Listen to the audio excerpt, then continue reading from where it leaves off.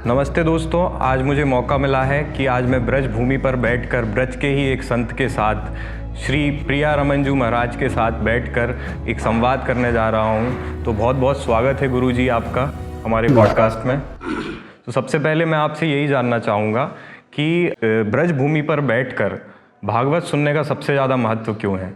ठाकुर जी का जो स्वरूप है, जो स्थान है, कोई भी भक्ति हम लोग करें, सर्वप्रथम कुछ चीज़ें होती हैं, उन वक्तव्यों को हमें समझना पड़ता है जी। भागवत हम सुनते क्यों हैं? भागवत सुनने का केवल एक ही भाव है कि इस मानव तन को ठाकुर जी के चरणों में सौंपना। और कथा तो हम कहीं भी सुनते हैं, लेकिन ब्रजभूमि, ब्रजधरा, इसका आकर्षण, यहाँ की जलवायु, यहाँ के लोग, यहाँ का वातावरण, ये बहुत मायने रखता है। कहाँ हम बैठ के सुन रहे हैं, कथा तो कहीं भी सुने, लेकिन ब्रजभूमि का जो आनंद है, जो सुख है, वो अलग ही भैया। इसमें तो इसका क्या वर्णन कर सकते हैं। बड़े ऋषि मुनि भी वर्णन कर करके थक गए, लेकिन नहीं कर पाए पूरा। सबसे पहले कथा कहीं भी हो, लक्ष्य एक ही होता है, गोविंद की प्राप्ति हमें होनी चाहिए जी। ठाकुर जी के चरणों में हमारा प्रेम होना चाहिए। हम ठाकुर जी के बने, ठाकुर जी हमें अपना बना लें, बस यही सबसे बड़ी उपलब्धि है मानव तन की धरती पर आने के बाद। और कृष्ण प्राप्ति के जितने बन सके साधन करें। ब्रजभूमि में आकर कथा सुनने का कई लाभ है। पहला, इस ब्रज रज का सुख मिल रहा है, दर्शन मिल रहा है। यहाँ के जो वैष्णव हैं, जो ठाकुर जी के जो प्रेमी हैं, रसिक जन हैं, उनका संग मिल रहा है, न चाह कर के उनका स्पर्श मिल रहा है ना। तो ब्रज रानी, रज रानी, यमुना महारानी, ये सब अगर आप अपने नगर में कथा सुन रहे हैं तो वो सुख नहीं मिलेगा। यहाँ आने के साथ साथ कथा के संग ये सब मिलेंगे। रज रानी का सुख मिलेगा, धरती माँ का, इस ब्रज रज का है। उसके बाद यमुना स्नान, पान, कुंड, सरोवर, कितनी धरोहर है हमारे यहाँ ठाकुर जी की दी हुई, उनको हम लोग सजाए संवारे बैठे हुए हैं। तो ये सब एक साथ कथा, क्या कथा भी सुन रहे हैं, चिंतन, मनन, स्मरण, दर्शन, ये सब एक साथ हो रहा है जी। तो जो भाव पैदा होगा ना, वो कहीं अन्यत्र नहीं होगा, जो इस ब्रजभूमि पर बैठकर कथा सुनने से और आने के बाद मिलेगा। ठीक है, पहली बात।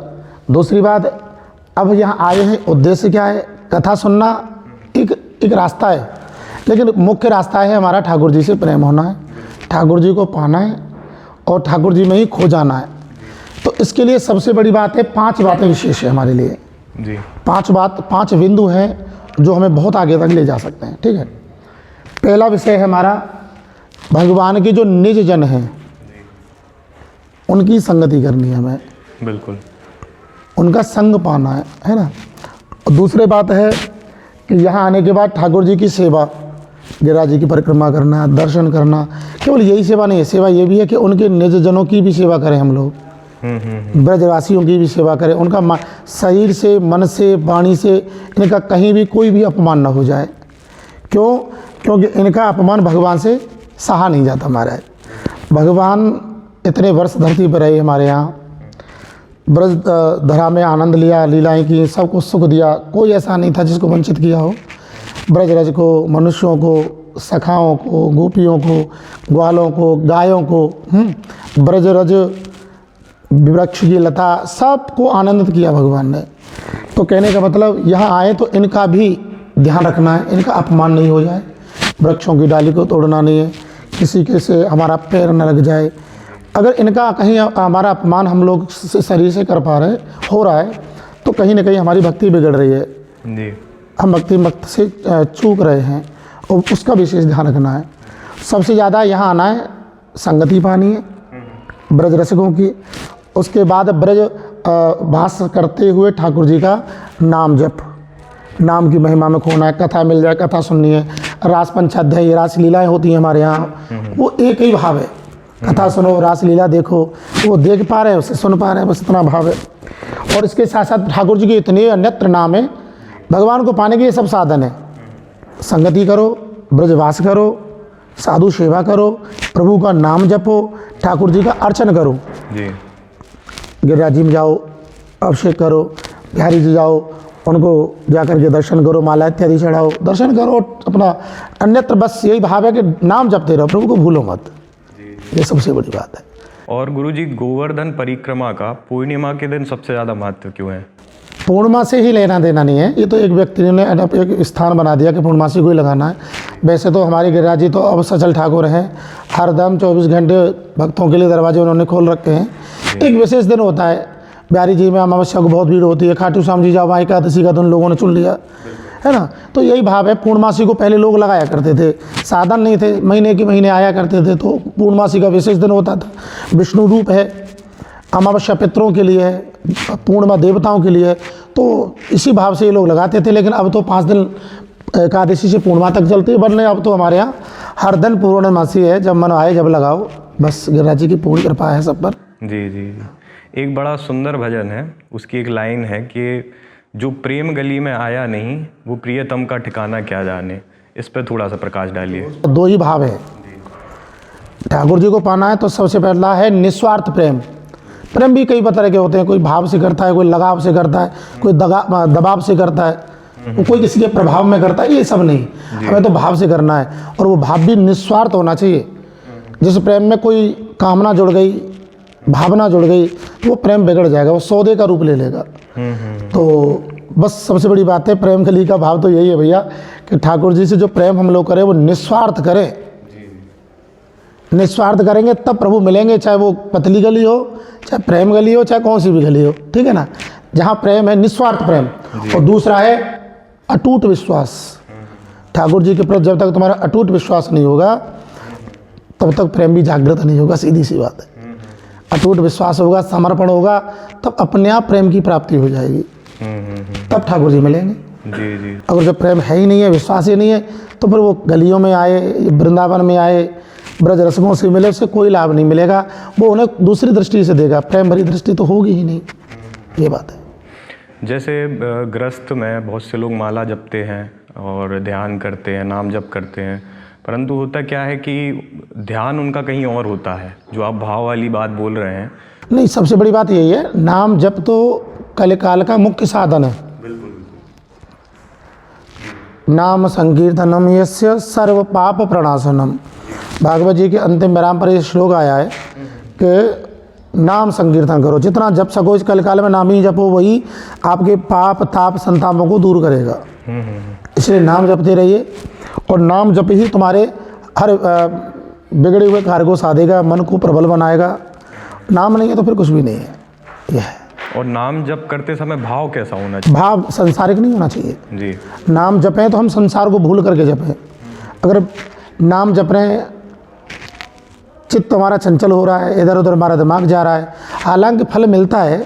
नाम आप कैसे भी गाओ, भाव से गाओ, कुभाव से गाओ, वो अपना काम करता है, लेकिन तरंग जब ही जुड़ेगी जब तुम ठाकुर जी के चरणों में होंगे।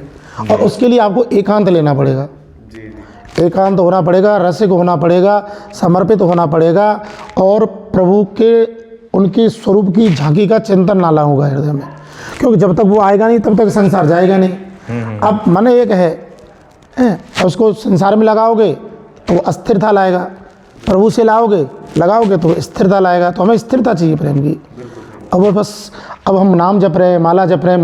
माला क्या है? एक साधन है। माला नहीं है तो क्या, ऐसा थोड़ी ना कि माला नहीं है तो हम जाप नहीं करेंगे, खूब जाप करेंगे। बिना माला के तो और ज़्यादा बढ़िया होता है, वो तो एक बंधन बन गया कि मुझे जपनी है। ये तो एक इसलिए एक धारणा बनाई गई है कि इसके सहारे हमें जपना है, इतना जपना है। तो लेकिन प्रभु के नाम के लिए माला जरूरी नहीं है, वो एक साधक है, साधक के लिए साधन है, उसके सहारे उसको जपना है, चलना है। आगे चलकर ये मालाएं भी छूट जाती हैं उसको। तो साधु संत है वो तो बिना माला के लगे पड़े महाराज, उनका तो रोम रोम प्रभु नाम ले रहा है। और गुरुजी, आज का जो वृंदावन है और आज से जो 50 साल पहले का था, उसमें क्या अंतर आ गया है? अंतर वैभवता का। आज के जो आधुनिक दौर में जो हम लोग वृंदावन में देख रहे हैं, उसका मूल रूप बिगाड़ रहे हैं लोग। बाहर के लोग तो हैं ही, अब तो अंदर वाले भी प्रवेश कर गए, वही उन्हीं में क्रिया में दौड़ रहे हैं। तो ये सब ठीक नहीं है, ये हमारे भाव को बिगाड़ता है। आदमी जब तीर्थ में आता है, धाम में आता है, तो यही सोच कर आता है कि उसके मन को शांति मिले। ये सब काम करना तो अपने घर भी आ कर सका। आ रहा है, पिज़्ज़ा खा रहे हैं, बर्गर खा रहे हैं, रील बना रहे हैं। तो पहले जो वृंदावन था वो मूल वृंदावन भक्ति का था, लेकिन अब रील का बन गया है। रील स्पॉट बना दिया लोगों ने, और कहीं ना कहीं ये लोगों की भावना को आहत कर रहा है, मूल रूप को बिगाड़ रहा है। इतना वैभव, हमारे वृंदावन क्या है? वो प्रेम की नगरी है, या धन वैभव का प्रवेश नहीं होना चाहिए था। रास में लक्ष्मी जी को भगवान ने आने नहीं दिया, उन्हें मना कर दिया। तो वो भी रास में आने के लिए, उस प्रेम नगर में आने के लिए आज भी बेलवन में तपस्या लीन है कि मुझे ब्रज में आना है। नहीं आने दिया भगवान। क्यों? लक्ष्मी चंचल है, आएंगी तो प्रेम का रूप न बदल जाए। सही बात। क्योंकि मन का पता नहीं चलता ना, वैभव देखेगा तो भागने लगेगा। तो वैसे तो लक्ष्मी रास के समय प्रवेश नहीं कर पाई, लेकिन इस प्रकार से वैभव धीरे धीरे इतना बस गया है, इतना वैभव, बड़ी बड़ी बिल्डिंगें बनाई जा रही हैं, फ्लैट बनाए जा रहे हैं, लोग अपना घर परिवार छोड़ करके यहाँ आ रहे हैं, आए हैं भजन के लिए, लेकिन वही क्रियाएं चल रही हैं। कोई रील बना रहा है, कोई व्हाट्सअप चला रहा है। अरे भजन करना है, आए हो तो भजन करो, आधुनिकता को छोड़ो, तब प्रेम और वृंदावन का सुख मिलेगा, तब ठाकुर जी की कृपा आपको प्राप्त होगी, तभी उसको साथ दे पाओगे। जी। और गुरुजी, जिसका जन्म ब्रज में नहीं हुआ है, जो ब्रजवासी नहीं है, वो कैसे ब्रजवासी बन सकता है? देखो, ब्रजवास के कई संग हैं। अगर आपका किसी ब्रजवासी से संबंध भी हो गया ना, रास्ता भी जुड़ गया ना, तब भी आप ब्रजवासी बन गए। क्यों? कभी ना कभी कृपा तो ठाकुर जी की करेंगी। जब ब्रजवासी से आपका संबंध जुड़ रहा है ना कहीं भगवान ने आपकी उंगली पकड़ ली है जी। वरना भगवान जब तक कृपा नहीं करेंगे, आप संबंध क्या, आप किसी से यहाँ बैठ भी नहीं पाओगे ब्रज में। अगर ब्रजवास के लिए पहले तो यह है कि ठाकुर जी कृपा, कोई सत्कर्म होते हैं जब ब्रज का वास मिलता है, हमें जन्म मिलता है। लेकिन हम यहाँ रुक भी पा रहे हैं ना, तो संत तो यहाँ तक बोले कि अगर एक रात्रि में विश्राम कर लिया तो भी आप ब्रजवासी बन गए। बिल्कुल। बस सबसे बड़ी बात है, यहाँ आएँ, ठाकुर जी से संबंध बनाएं, उन्हें अपना बनाएं, आप उनके हो जाएं। यहाँ के उनके जो रसिक जन हैं, संत हैं, महंत हैं, भक्त हैं, ब्राह्मण हैं, रसिक जन हैं, यहाँ से कोई भी जीव जंतु तक है, अगर उससे संबंध बनाए आपका, तो भी आप ब्रजवासी हैं। ब्रज से संबंध होना जरूरी है। जी। आपका जन्म कहाँ हुआ था गुरुजी?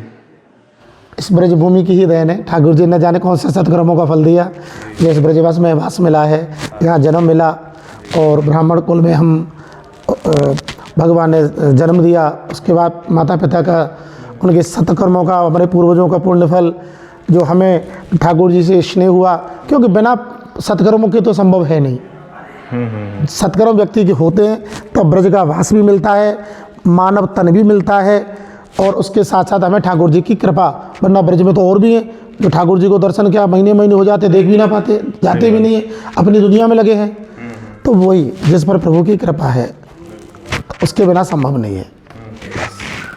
और गुरुजी, गौ माता को और पीपल वृक्ष को इतना पूजनीय क्यों माना जाता है? देखो, हमारे सनातन धर्म में एक बहुत सुंदर बात है, जो हमें जीवन दे रहा है, जो हमारे जीवन को संरक्षण दे रहा है, हमने उसको माना है, उसको देव ही माना है।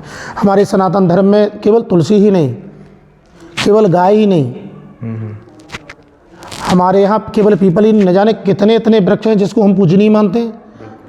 पीपल तो विष्णु रूप है, वो तो हमें जीवन दे रहा है, ऑक्सीजन दे रहा है। सबसे ज़्यादा आप विज्ञान में देखिए, सबसे ज़्यादा ऑक्सीजन वही देता है। कोरोना काल में न जाने कितने लोगों ने प्राण पीपल के नीचे बैठ के बचाए अपने। सही बात है। तो ये जिसे, जो हमें जीवन दे रहा है, वो हमारा देव ही है, वो हमारा भगवान है। तो विष्णु रूप में, विष्णु की छवि हमने उस पीपल में मानी है। और गौ माता तो वो तो भैया सनातन धर्म का चलता फिरता मंदिर है, उसके कौन सा ऐसा अंग है जिसमें देवी देवता विराजमान नहीं हो। जीवन में कुछ बने न बने, लेकिन गौ सेवा जरूर व्यक्ति को करनी चाहिए, सबसे जरूर महत्व बात है। जी। तो कहते हैं, एक जगह मैंने सुना था किसी साधु के मुख से, हमारे ब्रज के रसिक हैं, कहते हैं कि अगर गौ माता की, अगर आप पीठ पे भी अगर हाथ फेर रहे हैं ना, तो उनके रूहों का स्पर्श ही आपकी न जाने कितनी बीमारियों का नाश कर देगा। जी। न जाने कितनी बीमारियों का नाश करता है। और गौ माता की सेवा आपको इस लोक से गोलोक तक पहुंचाने का एक मुख्य साधन बन सकती है, बशर्ते आप निस्वार्थ सेवा करें। निस्वार्थ से मतलब ये नहीं कि केवल दूध पिया तभी तक सेवा की। आजकल लोग यही कर रहे हैं, साधन को लोगों ने बिजनेस बना लिया। ठाकुर जी की भक्ति को भी, गौ माता का भी लोग उपयोग कर रहे हैं, सेवा नहीं उपयोग कर रहे हैं। गौ ले आए, पालन किया, दूध पिया, दूध नहीं दे रही, छोड़ दिया। और उनका फिर आप देख रहे हैं संसार में क्या हो रहा, भटक रही है गौ माता। ये बहुत बड़ा अपराध है, नहीं करना चाहिए। वो तो बहुत जननी है, राष्ट्र की जननी है, और बस अपने ठाकुर जी से प्रेम करना है। अब आप आए हैं, ठाकुर जी का खूब ध्यान लगाओ, खूब कथा सुनो जी। और कुंड कुंड स्नान करो, मानसी गंगा की परिक्रमा लगाओ, दर्शन करो, स्नान करो। ये सब तीर्थ जल, मानसी गंगा, भगवान ने अपने मन से सारे तीर्थों को, नदियों को आह्वान किया, तो सब मानसी गंगा में प्रकट हो गए। 4 धाम हमारे ब्रज में हैं, हम ब्रजवासियों को कहीं जाने की जरूरत नहीं है, भगवान ने सब सुलभता दी है। हमारे यहाँ गंगा सागर तीर्थ यहाँ कुमुदवन में है, बिल्कुल। 4 धाम हमारे यहाँ हैं, रामेश्वरम हमारे बद्रीनाथ जी में ही विराजमान है, लक्ष्मण झूला हमारे यहाँ है, न जाने कितने ज्योतिर्लिंग यहीं विद्यमान है। इसलिए कहते हैं चारों धामों से निराला ब्रजधाम, किसी को कहीं जाने की ज़रूरत नहीं है और ब्रजवासियों को कहीं जाने का अधिकार ही नहीं है। भगवान तो कहते हैं भाई तुम्हें मैं सब छोड़कर यहाँ कि तुम्हें मिल गया, अब तुम मुझे छोड़ करके भटकोगे, तो कहीं ना कहीं भैया ठाकुर जी के चरणों में लेना है, जाना कहाँ है। जब उसने हमें बनाया है, अपने पास बिठाया है, अब उन्हें छोड़कर हम भटकें तो फिर हमारी भक्ति बिगड़नी है जी। इसलिए एक हो साधो सब सदे, ब्रजवासियों को कहीं जाने का अधिकार नहीं है, जाना ही नहीं चाहिए, सब यही है। कहते हैं ना हाथी के पैर में सबका पैर, बस सीधी सी बात। बस ठाकुर जी को पकड़ लिया, उसने हमें पकड़ लिया, अपने निज धाम में जगह दे दी। अब इसको छोड़कर हम कहीं जाएंगे तो फिर कहीं बसेरा नहीं है, भटकते रहो आप। जी जी। ये गुरुजी ब्रज के अंदर जो 4 धाम बने हैं, इसके पीछे क्या कहानी है? अरे बहुत सुंदर कथा है। देखो 4 धाम व्यक्ति को जाना चाहिए और आदमी मन्नतें मांगता है, जीवन है, मानव तन है, देव यात्रा भी एक भक्ति पथ का एक सुगम रास्ता है, बस शरीर साथ दे तो वो भी करना चाहिए। हमारे नंद यशोदा भगवान के माता पिता, जब उनके कोई संतान नहीं हुई, इतने वर्ष हो गए, बुजुर्ग होने लगे, तो उन्होंने मन्नत मांगी किसी के नहीं पर अगर हमारे घर पुत्र रत्न होता है तो हम 4 धाम जाएंगे। भगवान आए, जन्म हुआ, प्रसन्नता हुई, खूब उत्सव मनाए। भगवान जब कुछ चलने लायक हो गए, समझने लायक हो गए, तब उनका मन हुआ कि अब हमें अपनी मन्नत को पूरा करना चाहिए, 4 धाम की यात्रा को जाना चाहिए। तो भगवान जाने को तैयार हुए नंद यशोदा। तो यहाँ पर वर्णन आता है कि भगवान उदास हो गए कि आप मुझे छोड़कर कहाँ जा रहे हो। बोले 4 धाम यात्रा, तुम्हारे जन्म के लिए हमने मन्नत मांगी थी। भगवान ने कहा ये तो बहुत बढ़िया, मैं 4 धामों का मालिक तुम्हारे पास स्वयं तुम्हारे घर में आ गया, तुम मुझे छोड़कर दुनिया में भटकने जा रहे हो। अब ये भी नहीं कह सकते कि तुम मत जाओ क्योंकि मैं ही भगवान हूँ, जगदीश्वर हूँ। भगवान ने समझाया कहीं जाने की ज़रूरत नहीं है, जिन 4 धाम के लिए तुम जाना चाहते हो वो तो ब्रज में ही आए हुए हैं, कहो तो मैं दर्शन कराऊँ। अरे बोले ऐसा संभव है तो फिर तो कहीं जाने की ज़रूरत नहीं है, चलो। तो बस भगवान ने नंद यशोदा पूरे ब्रजवासियों को समझाया, अपने साथ लेकर कामवन के पीछे पहाड़ियों में 4 धाम भगवान ने उन्हें आवाहित किया और पर्वतों पर विराजमान उन 4 धाम गंगोत्री, यमुनोत्री, गंधमालन पर्वत, गणेश पर्वत, नर नारायण पर्वत, लक्ष्मण झूला, केदारनाथ, बद्रीनाथ सब 11 कोस में ही प्रकट हो गए। भगवान ने सबको दर्शन कराया। फिर गंगा सागर जाने का मन हुआ, भगवान ने कपिल जी को बुलाया। कुमुदवन में आज भी कपिल जी वहाँ विराजमान है और गंगा सागर का जल उन्होंने उस सरोवर में डालकर उसे गंगा सागर का नाम दिया, उन्हें स्नान कराया, उन्हें वही पुण्य फल भगवान ने प्राप्त करवाया श्री नंद यशोदा जी को जी। तो ब्रज में समस्त देवी देवता विराजमान हैं, समस्त तीर्थ विराजमान हैं। ब्रजवासियों को भगवान ने कहीं भटकने नहीं दिया। अब आधुनिक तौर पर अगर कोई भटक रहा है तो कहीं ना कहीं उसका मन स्थिर नहीं है, ठाकुर जी के चरणों से वो भटक रहा है जी जी। और वो फिर ब्रज में वास मिला न मिला बराबर हुआ उसका, यही है। हाँ। और जब हम श्री भागवत जी का कथा सुनते हैं तो किन किन नियमों का पालन करना चाहिए हमें? सबसे बड़ा नियम यही है कि अपने मन को शांत रखें जितना हो सके। देखो नियम तो बहुत हैं इस कलकाल में जी, लेकिन अगर सारे कलकाल के नियम अगर श्रोताओं को दे दिए जाएं तो 4 श्रोता भी कथा बैठ कर नहीं सुनेंगे। सबसे बड़ा नियम है तन मन पवित्र करके तन को शांत रखे, मन को चंचलता को समाप्त करे, मन स्थिर करे और प्रभु चरणों में विश्वास रखकर प्रेम जागृत करके और भागवत जी की कथा को सुने। और सबसे बड़ा तो नियम यही है कलकाल का कि भैया वो कथा सुन ले, बस कथा ही सुन ले, बस इतना ही बहुत है। वरना आजकल लोगों पर समय ही नहीं है, फुर्सत ही नहीं है, दुनिया भर के वैभवता में आधुनिकता में भाग रहा है इंसान, उसमें समय ही नहीं, मन ही शांत नहीं है। अगर मन शांत करके कथा सुन रहा है ना, वो पूरा समय दे रहा है ना, तो यही सबसे बड़ा नियम है। और ज़्यादा नियमों के चक्कर में कलकाल में ना उलझे, क्योंकि ज़्यादा नियम बता दिए तो लोग दाएं बाएं भाग जाएंगे, कथा में 4 श्रोता भी नहीं होंगे। तो बस सबसे बड़ा नियम है मन और चित्त और तन, इनको शांत रखे, तन को एक जगह रोके, मन को स्थिर रख कर के कथा सुने, भगवत कृपा जरूर प्राप्त होगी, जरूर होगी। बहुत बहुत धन्यवाद गुरुजी, आपने हमको समय दिया, उसके लिए बहुत बहुत धन्यवाद। आप ब्रज में आए, कथा सुन रहे हैं, आप भी हमारे ब्रजवासी हो गए, रसिक हैं, बस आप आए हैं जब तक खूब ब्रज का आनंद लें। यहाँ तो इंद्र भी आया, यहाँ तो ब्रह्मा भी आया, जी। बड़ी बड़ी देवी देवता भी यहाँ तरस रहे हैं कि मुझे ब्रजवास मिल जाए। आपको तो 7 दिन कथा सुनने का और रहने का वास का अवसर मिला है, तो उसका आप आनंद लें। बाकी गोविंद के ऊपर छोड़े, अपनी कृपा जरूर देंगे। बोलो बांके बिहारी लाल की, जय। श्री गिरिराज महाराज की जय।